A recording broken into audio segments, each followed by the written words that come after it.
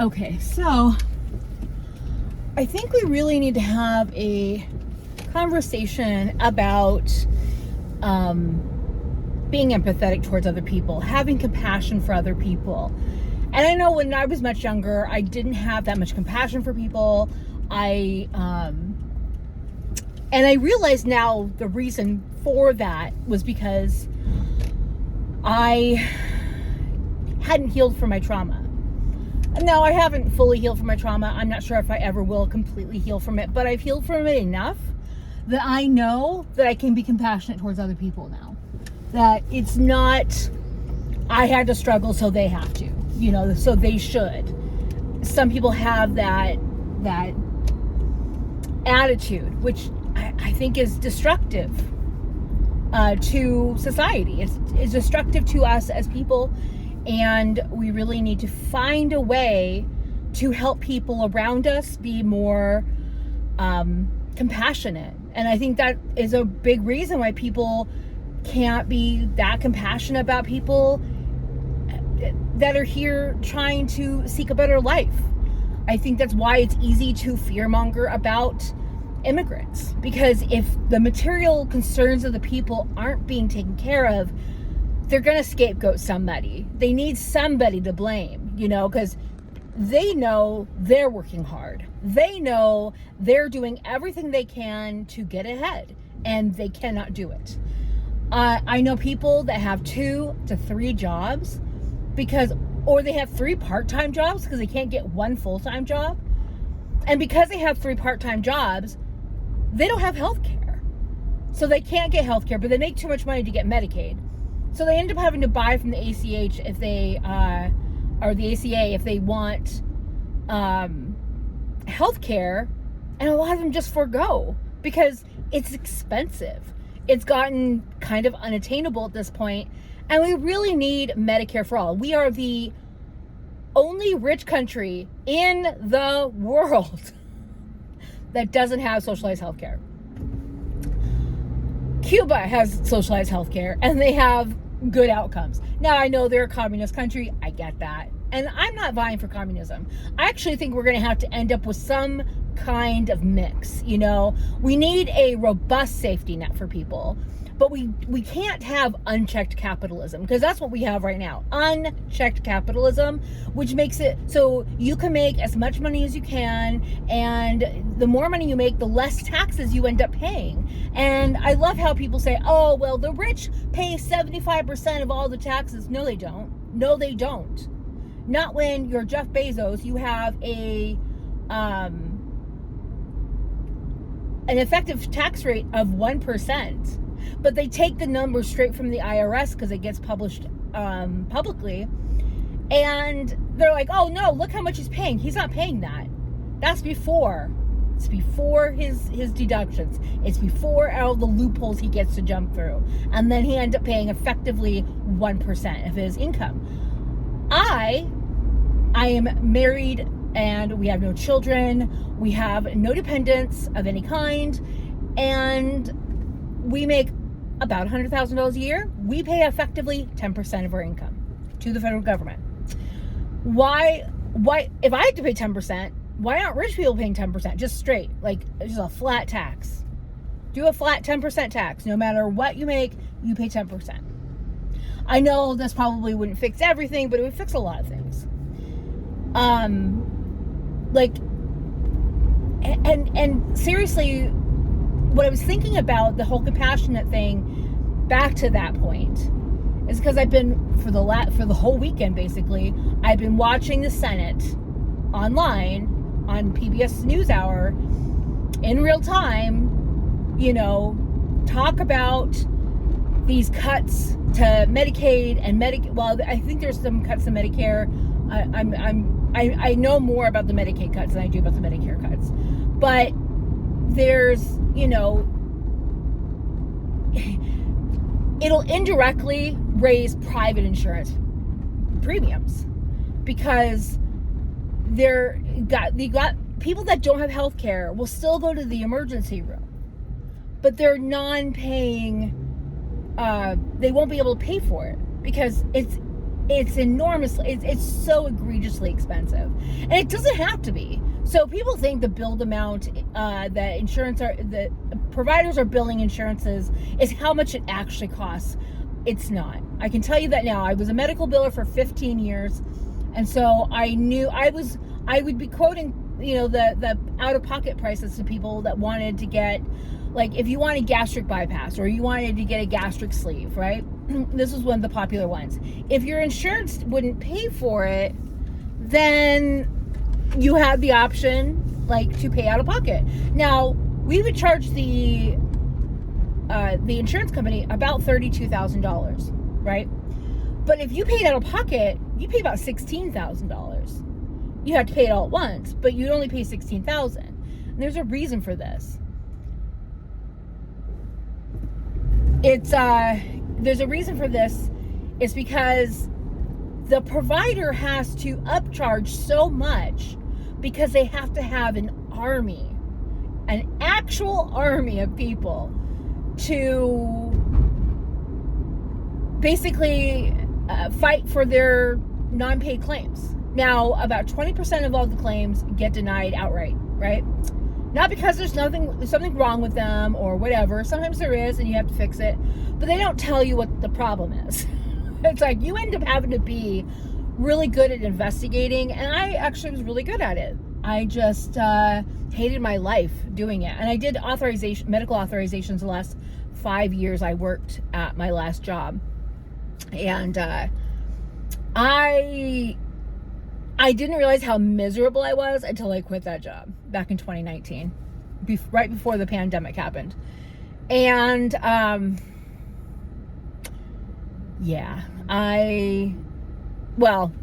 pandemic, happened at the end of 2019, but you know what I mean. Anyway, so this whole thing, like, these Republicans, there are some Republicans that are like, no, we can't do this. This is going to be bad. It's going to be bad for their constituents. But there are the other Republicans, the majority of the Republicans, that are like, because the House bill was bad, but the Senate was like, hold my beer. We're going to make this even worse. They want to tax green energy, like solar and wind. They want to tax the hell out of it to make it more expensive. Right now, that is what keeps most of our power bills low, is that they utilize wind and solar in order to lower the amount of money that we're charged. Now, one of the senators went over how that works, and it basically is, I don't know if I can even explain it right, but in a nutshell, if they take whatever the highest amount is, and that's what they charge everybody, right? But if the highest amount is the fossil fuel companies, it's going to be significantly higher if they can no longer get the cheap fuel from wind and solar because it's taxed up, and now everyone's bill is going to go up. So people aren't going to be able to afford their electric bills. They're not going to, like in my state, you can't the PUD cannot turn off your heat in the winter. They just can't. They cannot let you freeze to death, but they can in the summer. So, I mean, that's a good law, but I live in Washington State. We have a lot of good laws that prohibit companies from doing some pretty shitty things to you. And just because you're too poor to pay for it. Like, I know older people are too poor to pay for a lot of this stuff, They don't have the disposable income you and I might have. While I am comfortable paying my utility bills, and I think we're going to be just fine. We have a modest mortgage, but my mortgage is probably going to go up as well if this bill passes. All of our mortgages. So if you have a mortgage, I have a 30-year fixed rate mortgage, but our property taxes are probably going to go up in order to meet the the shortfall of money coming to each state. Now, I know California, Washington, Oregon, places like New York, we pay a lot more to the federal government than we get back for our programs, right? A lot of our money goes to pay for red states to have a welfare program. And I'm okay with that. Like, I don't want to cut that off. I don't want that to be the solution. I don't want people in red states, that even the people who voted for Trump, I do not want them to be hurt by this. Even though I know they will be. I know because they voted for Trump, there are people on the left who I just vehemently disagree with. Oh, that's fine. Let them be hurt. It's okay. And it's like, yeah, but when people start dying because they can't get care, and you're like, yeah, good, because you voted for Trump, I think that makes you a bad person. I do not think that way. And I do not want to be that way. I don't want that to be the kind of person I am. I just don't think that's a good thing to do. I think it's better to have compassion for those people. I want them to thrive and survive. I don't want them to go hungry. I don't want them to go without Medicaid. And I don't want them to end up on the street because they couldn't make a bunch of money. It's really messed up. Like, our society has got so egotistical, so selfish. And that's by design. That's the problem. That's by design. Because, the individualism that we have in America, that's by design. They want us to feel this individual responsibility for ourselves, but not for others. They say don't help others, but there are nice people. Like, there's laws. Like, there's this guy on TikTok. I don't remember his name, but his handle. But he goes around and he's a landscaper, I think, by trade, so he has all the equipment. But he'll go around to these really overgrown houses or yards at these houses, and he'll ask them, hey, can I mow this for you? Can I clean this up for you? I'll do it completely for free. Is that okay? He just wants their permission, so he's not trespassing, right?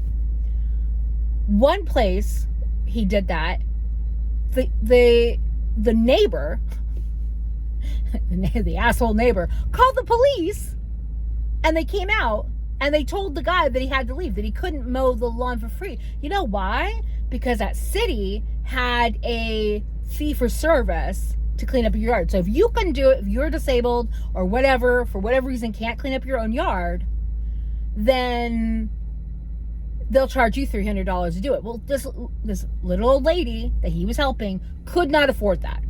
It wasn't in her budget. She couldn't afford that. So since she couldn't do it herself, because she was too old, too frail, and she couldn't afford the $300 to the city, they made it basically illegal for someone just to help her. Just to lend a helping hand to a neighbor, to say, hey, let me help you with this. Because they don't want us to help each other. That's why there's all these people on the internet. There's this guy I was going back and forth with on one of my previous videos. And I just feel bad for him. I feel bad that he feels that way about other people. And I really hope that at some point, I doubt he will, he can develop compassion for other people.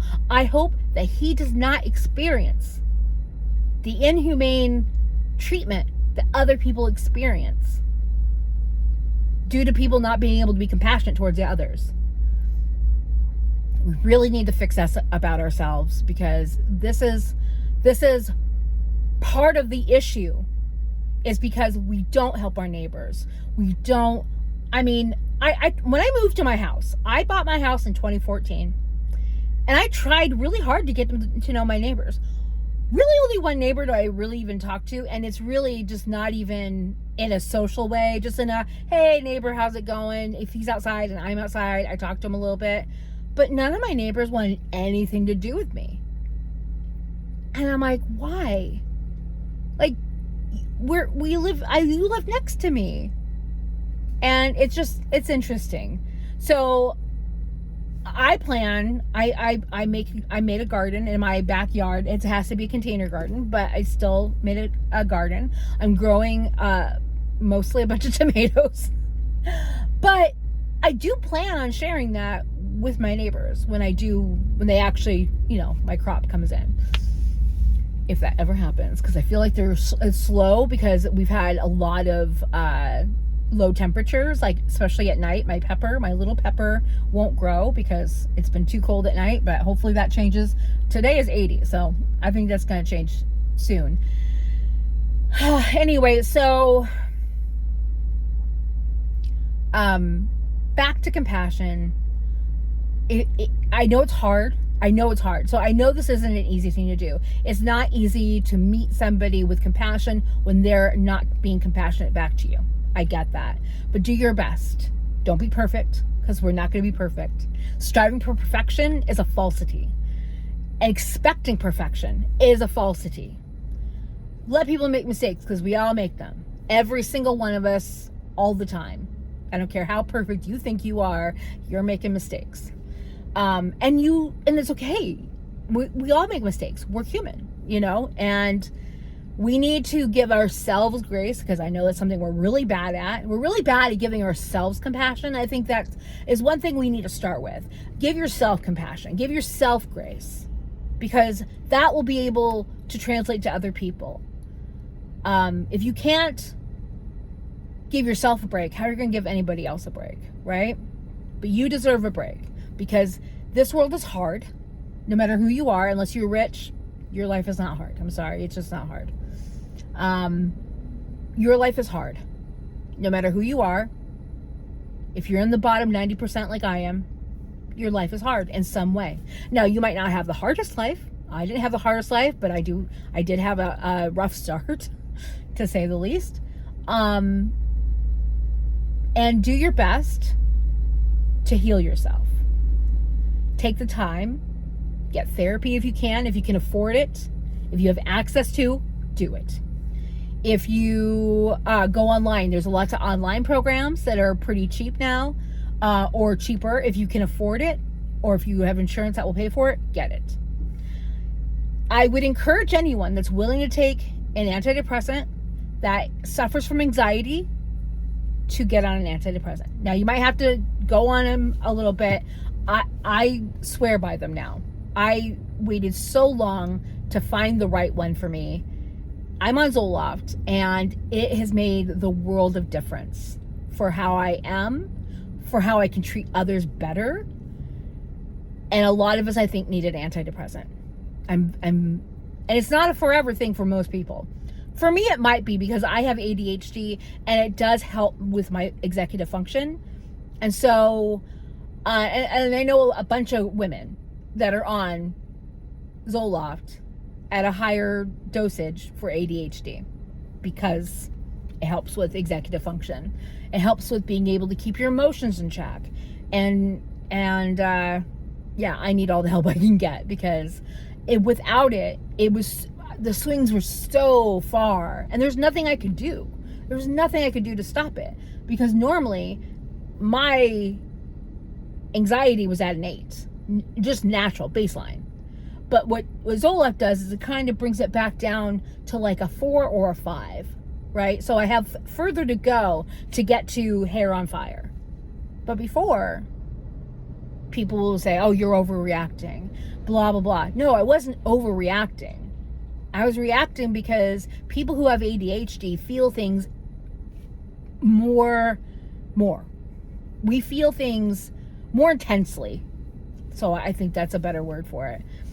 And because of that, Zoloft kind of dulled that a little bit for me, and it's made a world of difference.